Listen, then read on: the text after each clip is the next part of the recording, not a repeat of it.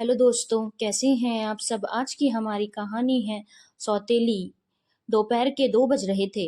रसोई का काम निपटाकर मैं लेटी हुई अपने बेटे अनमोल के बारे में सोच ही रही थी कि किसी ने दरवाजे की घंटी बजा दी। कौन हो सकता है? शायद डाकिया होगा। यह सोचते हुए बाहर आई और दरवाजा खोलकर देखा तो सामने एक 22-23 साल की युवती खड़ी थी। आंटी, मुझे पहचाना आपने? मैं नुपुर, आपके बगल वाली। वह बोली, अरे नुपुर, तुम यहाँ कैसे? और यह क्या हालत बना रखी है तुमने? एक साथ ढेरों प्रश्न मेरे मुंह से निकल पड़े। मैं उसे पकड़कर प्यार से अंदर ले आई। नुपुर बिना किसी प्रश्न का उत्तर दिए एक अबोध बालक की तरह मेरे पीछे पीछे अंदर आई। बैठो बेटा। मेरा इशारा पाकर वह यंत्रवत बैठ गई। मैंने गौर से देखा तो नुपुर के नक्श काफी तीखे थे। रंग गोरा था। बड़ी बड़ी आंखें उसके चेहरे को और भी आकर्षक बना रही थी।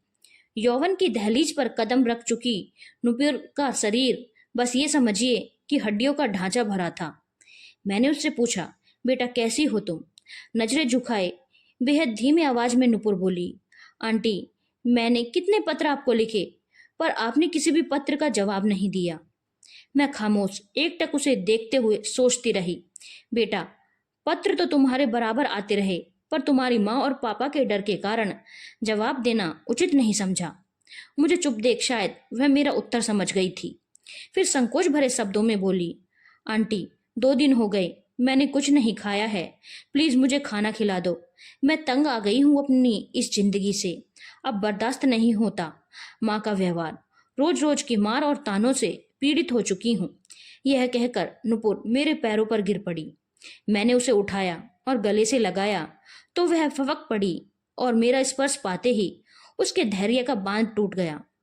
आंटी, कई बार जी में आया कि आत्महत्या कर लूं।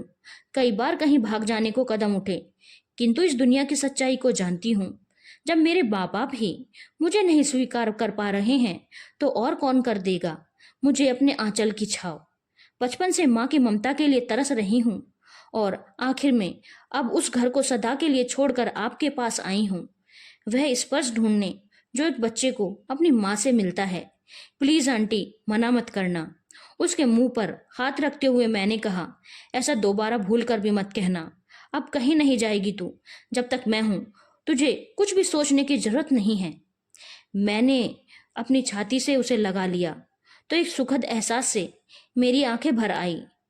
पूरा शरीर रोमांचित हो गया और वह एक बच्ची सी बनी मुझसे चिपकी रही और उष्णता पाती रही मेरे बदन से, मेरे स्पर्श से।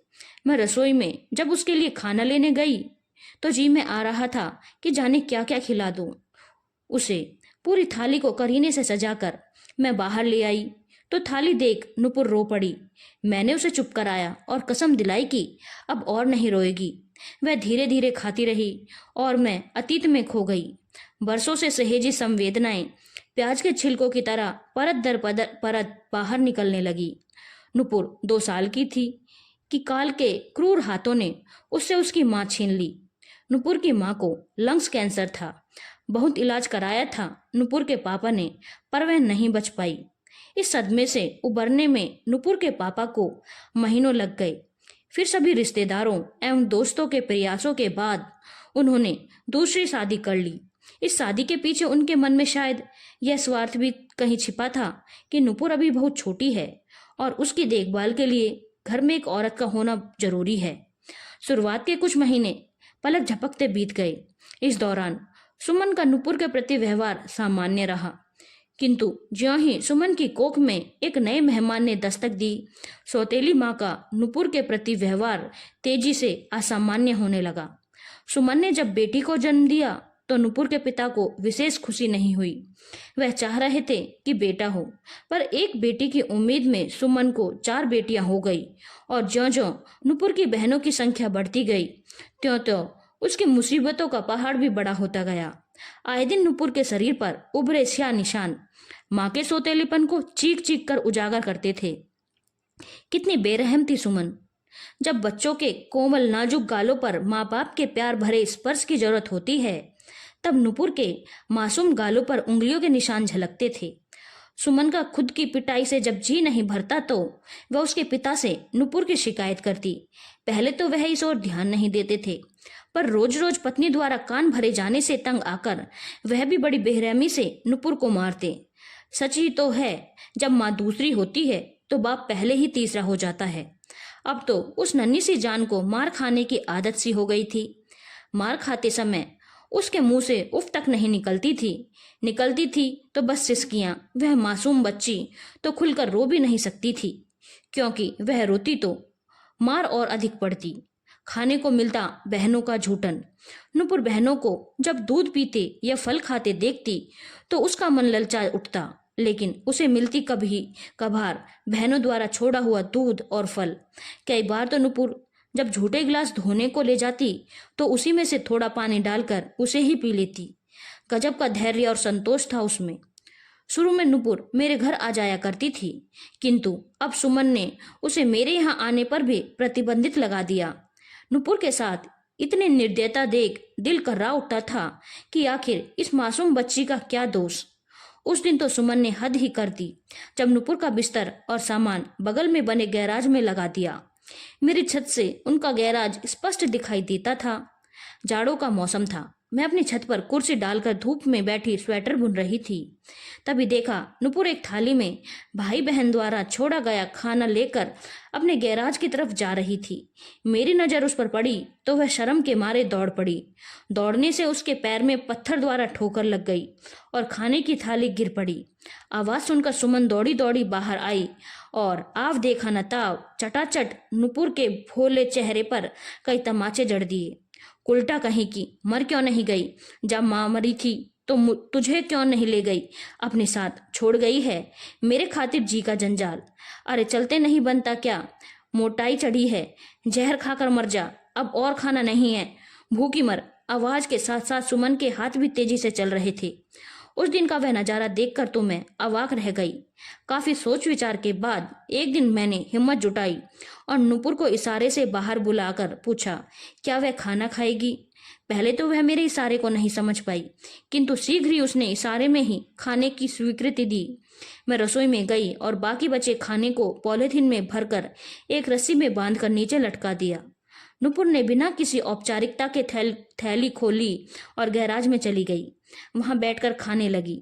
धीरे धीरे यह एक क्रम सा बन गया कि घर में जो कुछ भी बनता मैं नुपुर के लिए अवश्य रख देती और मौका देखकर उसे दे देती।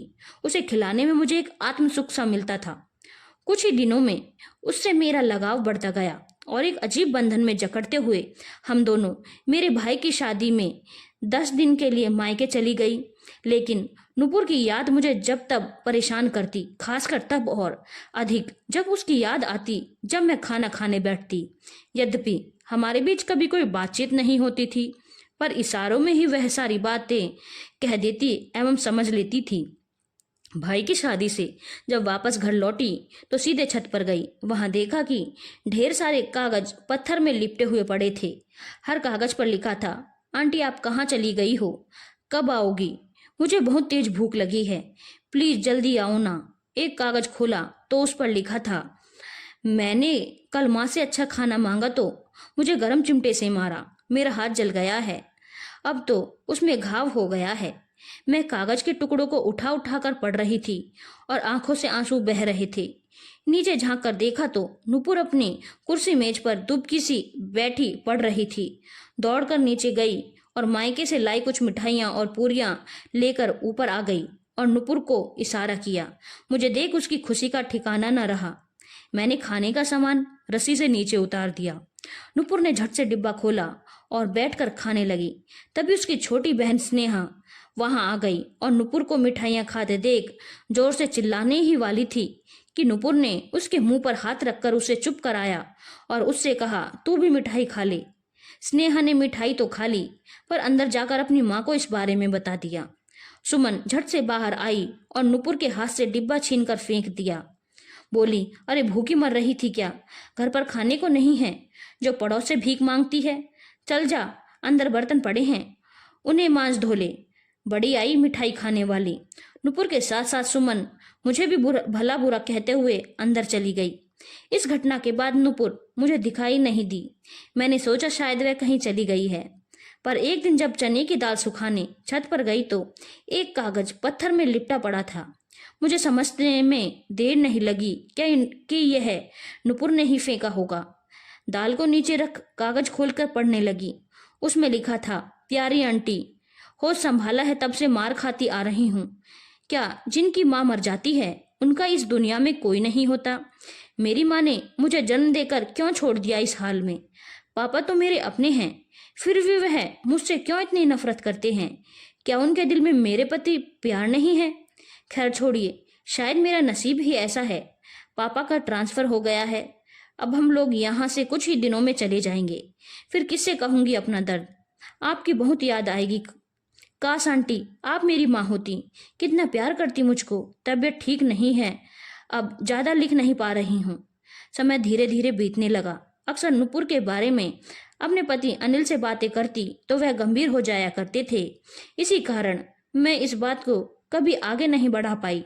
नुपुर को लेकर मैं काफी असमंजस में रहती थी किंतु समय के साथ साथ उसकी याद धुंधली पड़ने लगी। अचानक नुपुर का एक पत्र आया।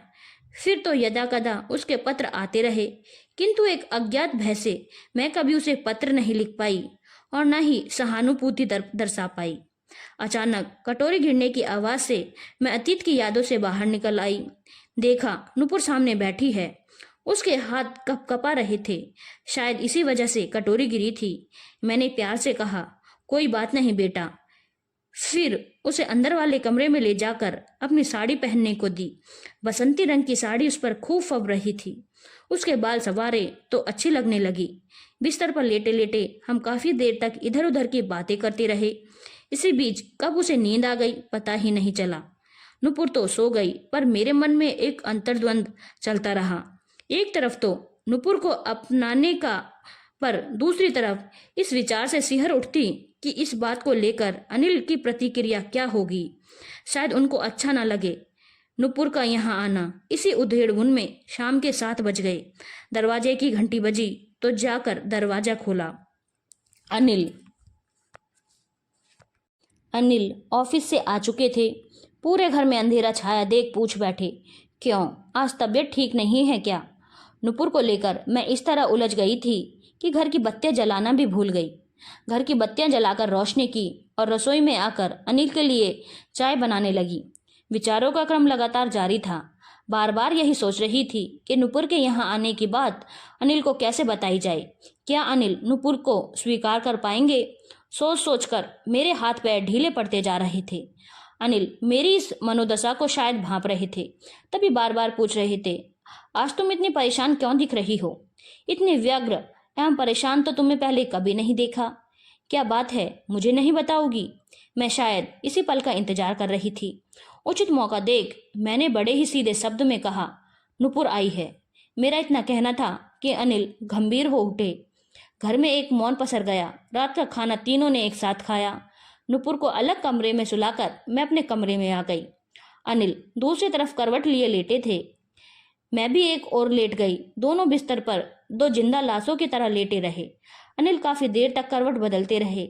विचारों की आंधी में नींद दोनों को ही नहीं आ रही थी। बहुत देर बाद अनिल की आवाज ने मेरी विचार श्रृंखला पर विराम लगाया। बोले, देखो, मैं नुपुर को उसकी माँ तो नहीं दे सकता हूँ, पर सासू माँ तो दे सकता हूँ। मैं नुपुर को इस तरह नहीं बल्कि अपने घर में बहू बनाकर रखूंगा। तब यह दुनिया और समाज कुछ भी ना कह पाएगी। अन्यथा एक पराई लड़की को इस घर में पनाह देंगे तो हमारे सामने अनेक सवाल उठेंगे। अनिल ने तो मेरे मुंह की बात छीन ली थी। कभी सोचा ही नहीं था कि वे इस तरह अपना फैसला सुनाएंगे। मैं चिपक गई अनिल के विशाल हृदय से और रो पड़ी। मुझे गर्व महसूस हो रहा था कि मैं इतनी खुशनसीब हूँ जो इतने विशाल हृदय वाले इंसान की पत्नी हूँ। जैसे मैं सोच रही थी वैसा ही अनिल भी सोच रहे थे कि हमारे इस फैसले को क्या अनमोल स्वीकार करेगा। अनमोल समझदार और संस्कारवान तो है, पर शादी के बारे में अपना फैसला उस पर थोपना कहीं ज्यादती तो नहीं होगी।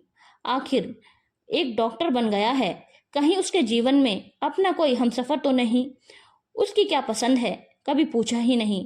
एक और जहां मन में आशंका के बादल घुमड़ रहे थे, वहीं दूसरी ओर दृढ़ विश्वास भी था कि वह कभी हम लोगों की बात टालेगा नहीं।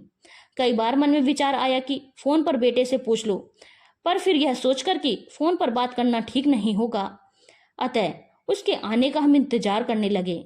इधर जैसे जैसे दिन व्यतीत हो गए, नुपुर की सेहत सुधरने लगी, रंगत पर निखार आने लगा।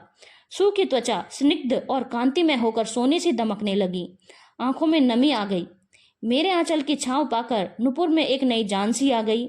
उसे देखकर लगा जैसे ग्रीष्म ऋतु की भीषण गर्मी के बाद वर्षा की पहली फुहार पड़ने पर पौधे हरे भरे हो उठते हैं। अब वह पहले से कहीं अधिक स्वस्थ एवं ऊर्जावान दिखाई देने लगी थी। उसने इस बीच कंप्यूटर और कुकिंग कोर्स भी ज्वाइन कर लिए थे, और वह दिन भी आ गया जब अनमोल दिल्ली से वापस आ गया। बेटे के आने की जितनी खुशी थी, उतनी ही खुशी उसका फैसला सुनने की भी थी। एक दो दिन बीतने के बाद मैंने अनुभव किया कि वह भी नुपुर से प्रभावित है, तो अपनी बात उसके सामने रख दी। अनमोल सहर्ष तैयार हो गया। मेरी तो मनमांगी मुराद पूरी हो गई। मैं तेजी से दोनों के ब्याह की तैयारियों में जुट गई और साथ ही नुपुर के पिता को भी इस बात की सूचना भेज दी। नुपुर और अनमोल की शादी बड़ी धूमधाम से संपन्न हो गई। शादी में ना तो सुमन आई और ना ही नुपुर के पिता। नुपुर को बहुत इंतजार रहा कि पापा जरूर आएंगे, किंतु उन्होंने ना आकर नुपुर की रही सही उम्मीदें भी तोड़ दी। अपने जीवन में प्रवेश कर नुपुर बहुत खुश थी। एक नया घरौंदा जो मिल गया था, और उस घरौंदे में माँ के आंचल की ठंडी छांव थी। धन्यवाद दोस्तों। अगर आपको कहानी अच्छी लगी हो तो चैनल को लाइक, शेयर और सब्सक्राइब करना ना भूलें।